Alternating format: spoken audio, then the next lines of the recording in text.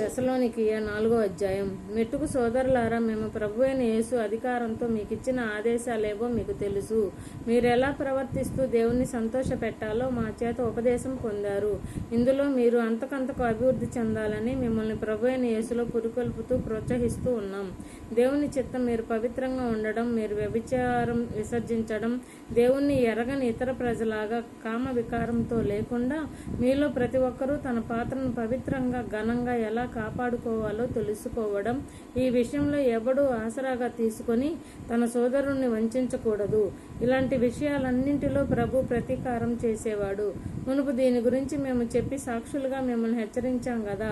దేవుడు మనల్ని పిలిచింది కల్మషం కోసం కాదు గాని పవిత్రత కోసమే. కనుక ఈ ఉపదేశం నిరాకరించేవారు మనుషులను నిరాకరించడం లేదు, కానీ మనకు తన ఆత్మను ప్రసాదించే దేవుణ్ణి నిరాకరిస్తున్నారు. సోదర ప్రేమ గురించి నేను మీకు రాయనక్కరలేదు. ఒకరినొకరు ప్రేమతో చూడాలని దేవుడే మీకు నేర్పాడు. నిజంగా మాసిదోనియా అంతటిలో ఉన్న సోదరులందరినీ మీరు ప్రేమతో చూస్తూ ఉన్నారు. అయినా సోదరులారా, ఇందులో మీకు అంతకంతకు అభివృద్ధి చెందాలని మిమ్మల్ని ప్రోత్సహిస్తున్నాం. అంతేకాక మేము మీకు ఆజ్ఞ ఇచ్చినట్టు బయట వారి పట్ల తగిన విధంగా ప్రవర్తించేలా, మీకు కొదువ ఏమీ లేకుండేలా, మీరు ఇతరుల జోలికి పోకుండా సొంత చేతులతో పనిచేస్తూ శాంతంగా బ్రతకడం అనే గురిని పెట్టుకోవాలని కూడా మిమ్మల్ని ప్రోత్సహిస్తున్నాం. సోదరులారా, కన్ను మూసిన వారిని గురించి మీకు తెలియకుండా ఉండడం మాకు ఇష్టం లేదు. వారి విషయంలో ఆశాభావం లేని ఇతరులలాగా మీరు శోకించకూడదు. యేసు చనిపోయి మళ్ళీ సజీవంగా లేచాడని నమ్ముతున్నాం గదా. ఆ ప్రకారమే యేసులో కన్ను మూసిన వారిని ఆయనతో కూడా దేవుడు తీసుకువస్తాడు.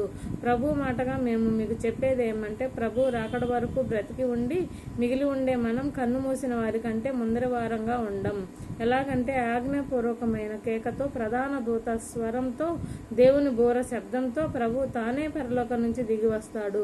అప్పుడు క్రీస్తులో ఉండి చనిపోయిన వారు మొదట లేస్తారు. ఆ తర్వాత ఆకాశ మండలంలో ప్రభువుని ఎదుర్కొనడానికి ఇంకా బ్రతికి ఉండి మిగిలి ఉండే మనలను వారితో పాటు మేఘాలలో పైకెత్తడం జరుగుతుంది. ఈ విధంగా మనం ఎప్పటికీ ప్రభువుతో ఉంటాం. కాబట్టి ఈ మాటల చేత ఒకరినొకరు ఓదార్చుకోండి.